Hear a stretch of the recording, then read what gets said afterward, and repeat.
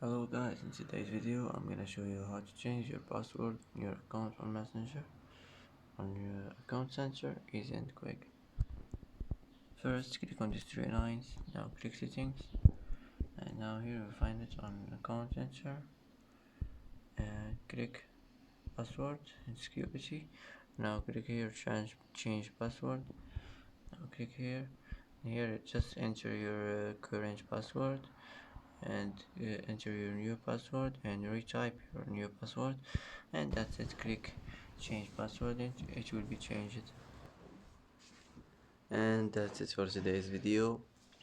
If you like this video, don't forget to like and don't forget to subscribe. I hope this video is helpful for you, and thanks for watching until the end, and see you in the next video.